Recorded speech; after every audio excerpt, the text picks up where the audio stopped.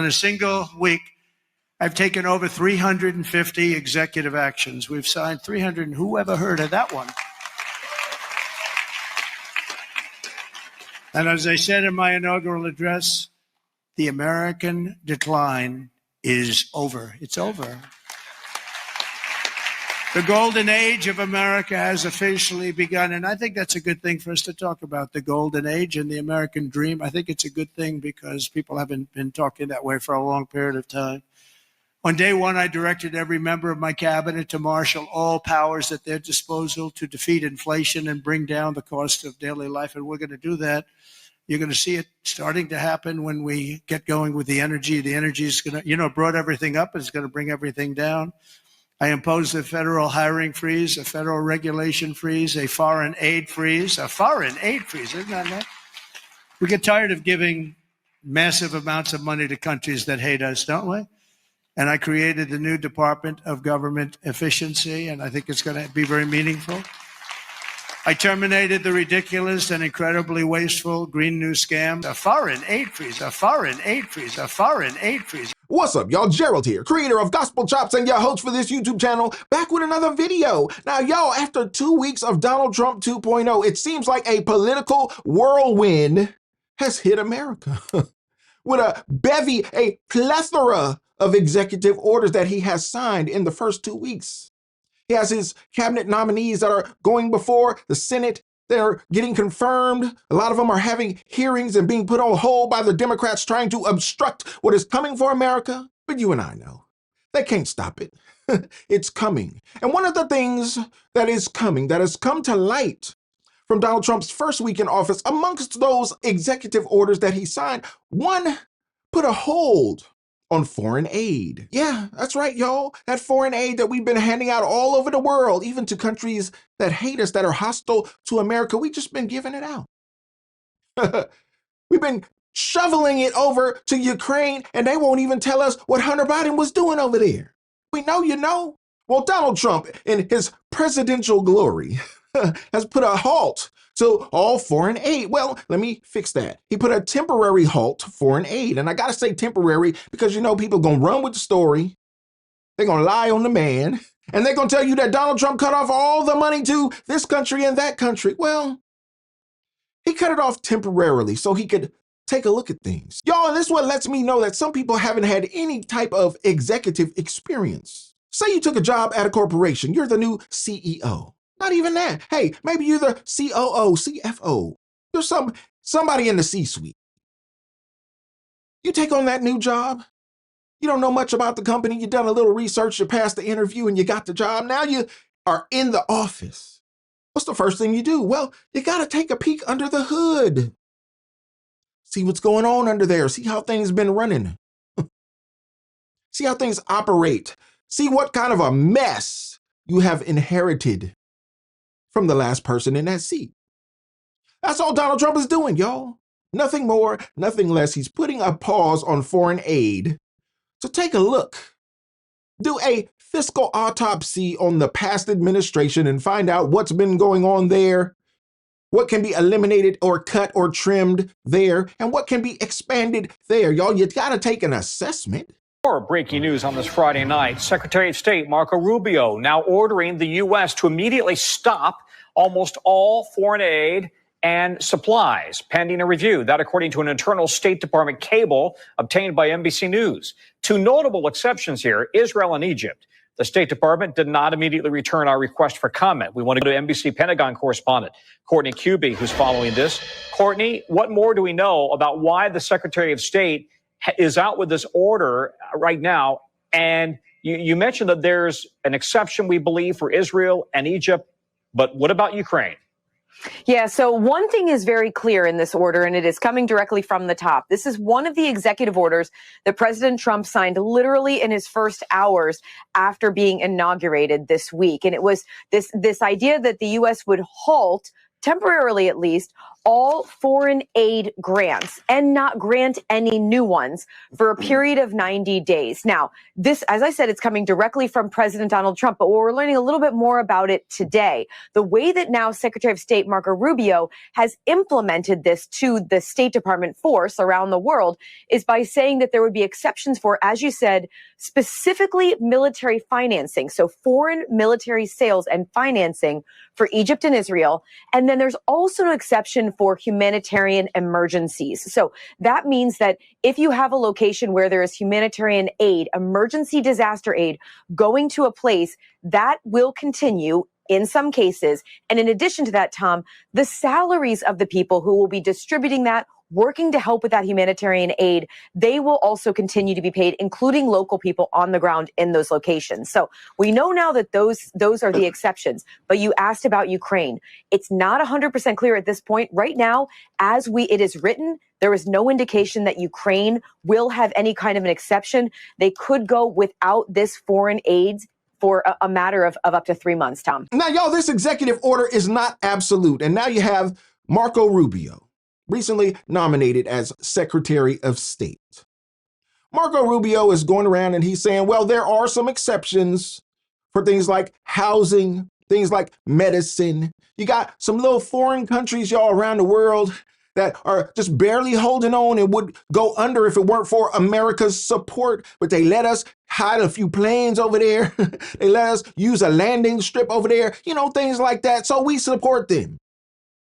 So we're going to continue to have cutouts for countries like that because we know we're going to need them. And we know they're not even big enough to fleece America like some of these other countries might be doing. We're going to take a look. We're going to see what's going on. We're going to do an audit. Find out where the money's going. But we're going to make sure you don't go under in the process because as America tends to do, y'all, we'll use a country till we use them up and then let them go. We'll take their leaders under our wing until we don't need them no more and we'll kill them. You know how America does. Read a history book. It's all recorded. But good thing is, y'all, Marco Rubio has stated that there are exceptions to some of these countries. But y'all, there are countries that are crying over this. There are countries who are squealing. There are countries whose dictators have been getting rich off America's largesse. And some of these African countries will say, hey, bruh, we over here trying to fight AIDS. AIDS that Fauci was a part of back in the day. Do a little research. You'll figure that out. Yeah, that AIDS, that HIV. They still fighting it over there in Africa. They say, hey, bro, if you don't keep sending us the money over here, we don't know what we're going to do with all these aid. We got that church package over here. We need your help. Don't cut us off, bro. Well, you're not going to be cut off forever, but you might be paused temporarily until we get to look at things and see how things are going. We need to take an assessment of your AIDS and HIV program and make sure that y'all not fleecing America. Oh, but the Africans had a little something to say about it. If we need to give an idea, in 2024, we got $8 billion of support from the US to African continent, and 73% went to the health sector. It means today the US is the main partner that we have bilaterally and also multilaterally through a number of organs and organizations. What we see as a trend today in Africa, it's not just the pause from the US government, but it's also the reduction from assistance from other Western countries. And that one is a major threat to not only Africa, but to the world. And as Africa CDC is projecting with this trend to have around 2 to 4 million additional deaths annually. And that one will also increase the likelihood occurrence of pandemics. This is why we think that we need to continue. So, Dr. Kaseya, I want to talk about the mpox breakouts. I want to talk about the Marburg virus, and if there isn't funding to try and ensure that these breakouts don't spread, what that means for the rest of the world and for America in particular? When I declared MPOX public health emergency of continental security in Africa in August 2024, we had only 6 countries. Today, we have 21 countries affected.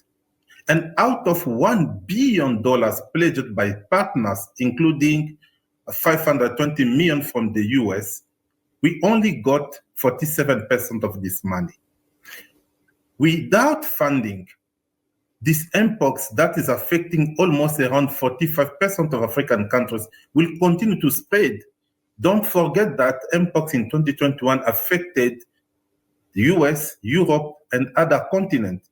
There is a huge risk if we don't get this funding pledged by Western countries that mpox can even become a next pandemic. So the Director General of Africa's CDC, Center for Disease Control, is stating that, hey, we're going to have a pandemic over here if y'all cut this money off. Well, is it all about the money or is it about the efficacy of your programs, sir? Maybe we need to send some envoys over there to see what y'all doing with the money over in Africa.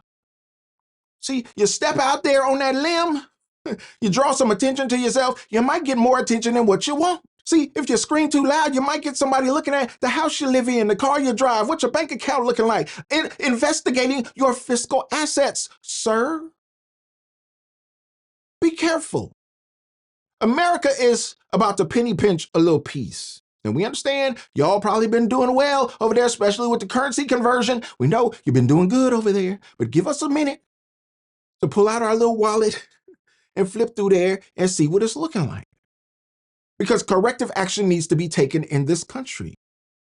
And I'm not the only voice out here, y'all. Sometimes the blackity blacks get to talking to the blackity blacks, and we have these private conversations that we don't like too many other folks to listen to, but we got to have them.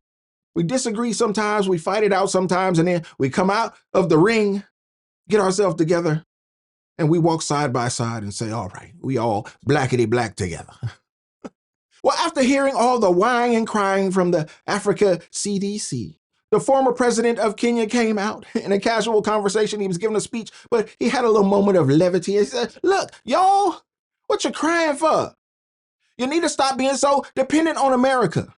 You're just out here begging and going on. That's not how you should be doing things. That's not your country. That's not your president. You don't pay taxes to America. What they give you is what they want to give you. It is a gift and nothing more. Well, thankful to the man for putting it down, saying it in a way that needed to be said. You know, some folks be scared to talk like that to the blackity blacks. They say, oh, they're going to call me racist. I can't say those types of things. I can't use that word because they're going to say I'm a racist, but they use it all the time. Oh, yeah. We've seen that before. Sometimes things are better said from the blackity blacks to the blackity blacks. People the other day crying, oh, I don't know, Trump has removed money. He said he's not giving us any more money.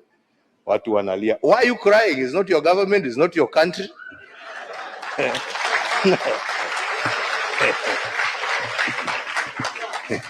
He has no reason to give you anything. I mean, hey, you don't pay taxes in America. He is appealing to his people. Shauri yenu bwana. This is a wake-up call for you to say, okay, what are we going to do to help ourselves? Instead of crying, tujiulize, what are we going to do? Haya, ametoa hiyo pesa, sasa tutafanya namna gani jameni? What are we going to do? Yeah? To support ourselves. Because nobody is going to continue holding out a hand there to give you.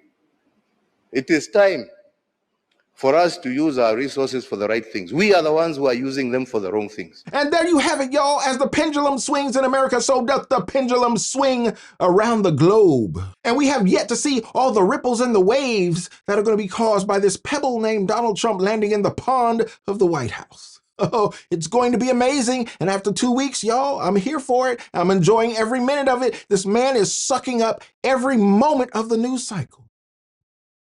Is there any other news going on? Seems like Donald Trump is the only thing happening. And then when he hears that his name hasn't been mentioned in the news cycle for a couple of hours, he said, hey, let me just go live and answer a few questions to the news media. Let me take some questions. Because he knows that Joe Biden would never do such a thing. And he wants you to understand that there's a different day. There's a different president. And likewise, there's going to be a different country. Some people are mad about it. Some people are happy about it. We have yet to see how it's going to shake out, but we remain hopeful and we remain prayerful, even for some of these countries who are dependent on America. Now, understand, you got to take a look at your history. How long have you been dependent? How long have you been suckling from the teat of America? Because at some point, you got to get off it. Ask anybody who got a breastfeeding mother. At some point, you got to get off it. At some point, you got to do your own thing. And that's all Donald Trump is saying to these other countries. Look, some of y'all have been hanging around here for a long time. We've given you everything. We've got nothing back from you in return except hatred. We've got nothing back except sponsorship for terrorism. Under this new administration, we're going to want something back. If you want this money to keep flowing, the money just got a little more expensive. Donald Trump signed an executive order that said tariffs go into effect 25% on Canada and Mexico as of tomorrow. Now, there might be some last minute wrangling, trying to get things in order, trying to do some negotiations overnight before they take effect. But oh boy, is it going to have a major economic impact on both of those countries, who basically are protectorates of America. Y'all benefit just by being connected. Y'all, have you ever had anyone in your life? Oh, I ain't gonna preach today. But have you ever had somebody in your life who recognized that you were in such a good position that they would just connect themselves to you? And they were the beneficiaries of just being connected. Oh, if I could just be seen in a photo, can I get a photo out with you? Can I get a shout out? Can you just say my name in your speech? Can you say my name on your podcast? It would do so much for me just to be connected to you. Well, that's Canada and Mexico. Ain't nobody messing with Canada. You see what their prime minister is about? They finally got tired of him, but he's such a beta male. He doesn't represent that country well. Well, you see what Mexico is about? Corruption, drug trafficking, human trafficking. Well, if you take a look, you can see that they're clearly benefiting by their geographical position next to America. Otherwise, hey, somebody might invade Canada. Think it'd be easy to do. Somebody might take over Mexico, as the cartels already have. But you get my point. Being connected to America, even if only economically, has its benefits. Well, the benefits just got more expensive. And we'll wait to see how those things wash out in the coming weeks. Y'all, let me know what you think about this pause, this executive order pausing economic aid to foreign countries just for a little while so we can figure things out. We can take a look, we can make an assessment, and we can plan how we're going to move going forward. You think it's a good idea? You think it's a bad idea? Let me know in the comments. I'd love to know what you think about this, and don't forget to like the video, subscribe to the channel, and share the video so we can get more people involved in the conversation, y'all. And like I always say, always remember and never forget, without the gospel, it's just chops. Until next time. Peace.